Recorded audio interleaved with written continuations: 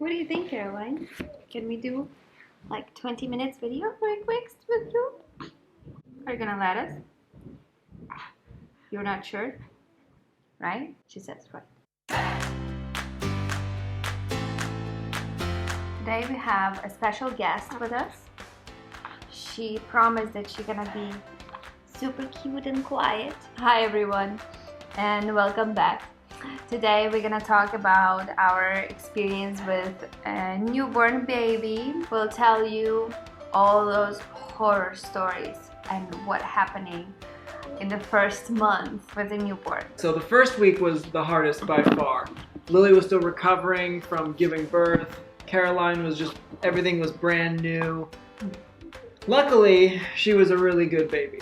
She slept really well, she ate really well, she moved a lot. She did everything super normal. She wasn't crying all the time. We got some pretty okay sleep. After that, okay sleep. You had awesome sleep. I had awesome sleep. I still sleep 8 hours a night. My sleep schedule did not change at all. Lily's changed a little. She wakes up once or twice a night, usually. But she's so sleepy at night. She just wants to eat a little bit and she falls right back to sleep.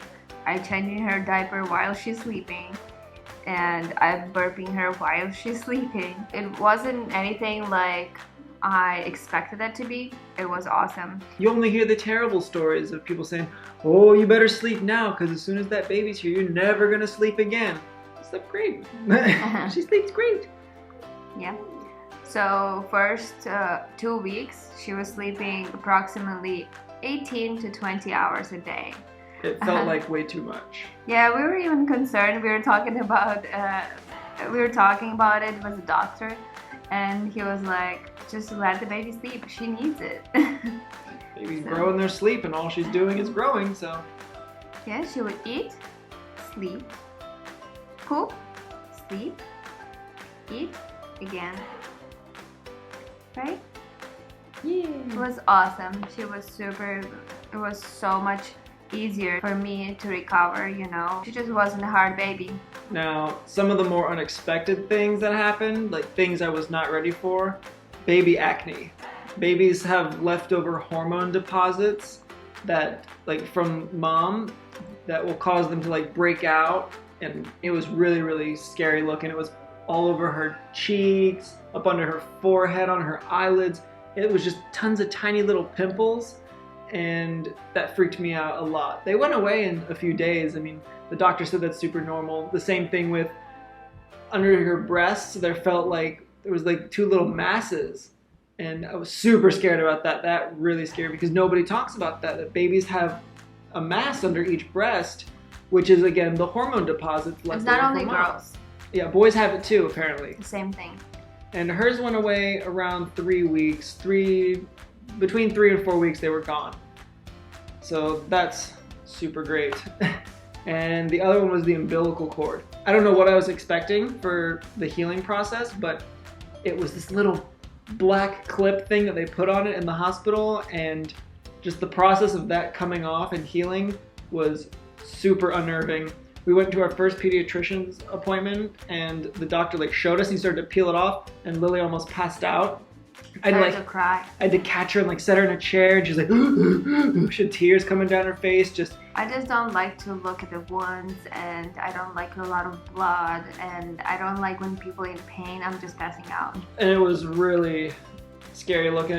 Imagine like peeling your fingernail off. That was what it was like. It was like, don't do it, stop. Like, yeah, it scared me.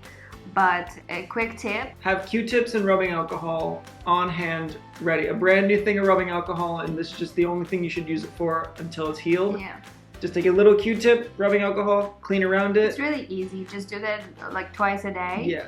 And clean up all of that like sticky, I don't know, liquid. And as long as it doesn't look inflamed and it doesn't smell bad, yeah, that's you should fine. smell it and like check. Doctor said you'll definitely be able to smell it if it's bad, but hers was always nice and clean. It was always good. There was a little bit of blood from when she like rolled around. We were doing tummy time and it kind of scratched her and it would bleed just a little bit. But the rubbing alcohol and Q-tip, blood comes right off.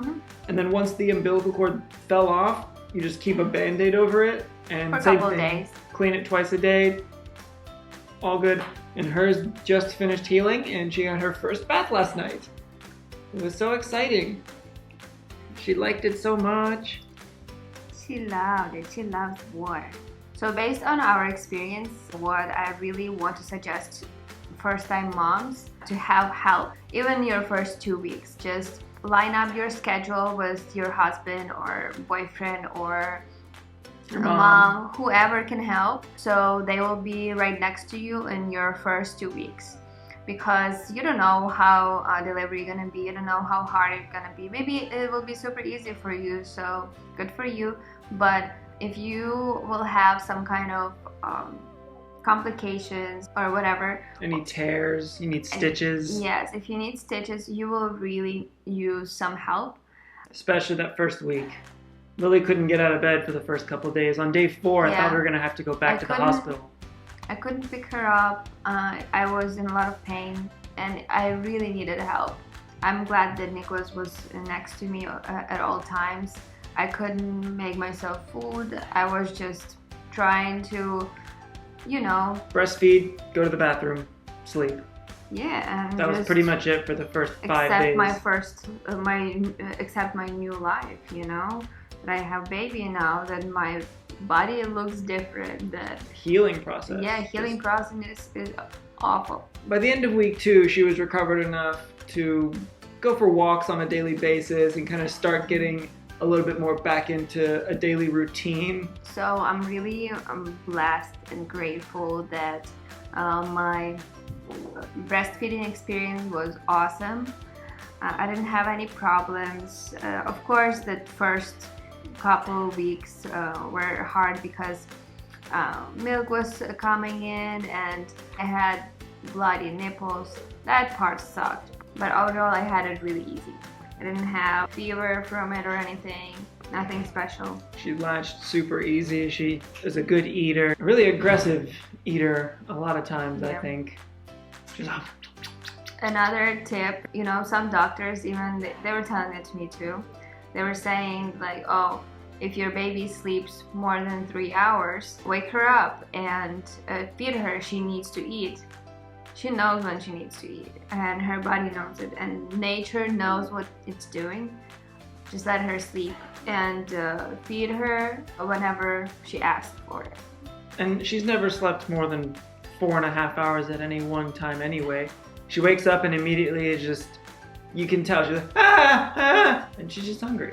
Mm-hmm. And if she's not hungry, she's wet. But if she slept for that long, she's hungry. If you feel that your boobs are overflowing with milk, just take a pump it just a little bit for like a minute, there, and you'll be just fine. It's not gonna be coming in even more. It will be just okay. What are you saying? When she cries, it means that she wants food. If she full and she cries, it means that she's wet. Or she just wants to be picked up sometimes and hold, right? Now, babies do go through a period of growth spurts where they are really uncomfortable. Caroline went through her first growth spurt in like week 2, and she just was unconsolable. She just wanted to be held all the time. If you set her down, she freaked out. You'd see her visibly tired. Her eyes would be like, and she'd wake herself up and she wasn't hungry. We just fed her, we just changed her. We were massaging her stomach. We thought it might have been stomach problems. But she was just grumpy for like a whole day, and then she was fine again. And we've only had that happen like twice so far. So what are those growth spurts? So if you don't know, babies, they don't grow like little by little every day. They have a thing that they won't grow for a couple days at all, and then in one night they will grow a bunch for like an inch a night, and it's a lot of pressure on a baby's bodies. When I was pregnant, we were watching a documentary about it. It's an awesome documentary on Netflix called Babies. It's like a docu-series. Yeah, it's really, really nice. Everyone should watch it who expecting a baby. I'm really glad that we knew about it, because we probably would freak out because we didn't know. We listened to her stomach. It wasn't stomach problems, you can tell. Lily didn't eat anything crazy, I was porridge eating and like stuff, always. just normal food. And Yeah.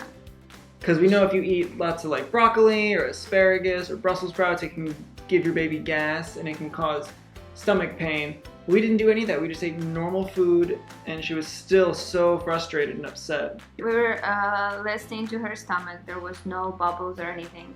It was not stomach problems. It was a growth spurt. But it was only for one night. And after that, she was way better. She grew so much in this month. She sticks her tongue out all the time. She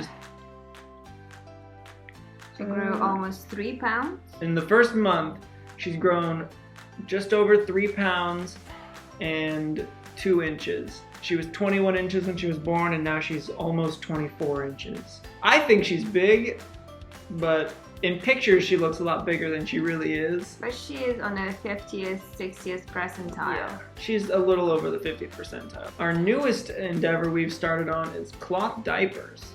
We are only 3 days in so far of kind of experimenting with cloth diapers.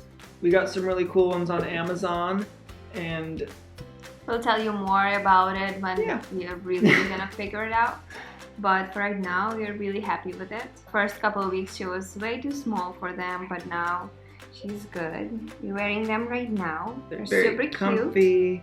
They're super cute looking, and they're really easy. They're machine washable. Like, they have little liners that go in them. Just throw them in the washer on hot, call it a day. Thank you so much for being so calm. And cats, as far as cats go, our cats, they don't really take a whole lot of interest in Caroline right now. They'll come up and sniff at her. They don't like a whole lot of moving.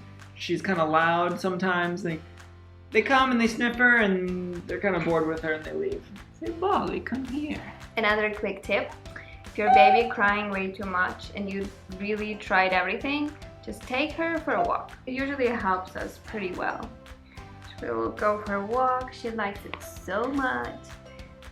And that's it. She'll calm down. Yeah, every time we take her for a walk, she falls asleep almost immediately. Do you have any tips and tricks for new parents? But yeah, thanks God, our experience was great.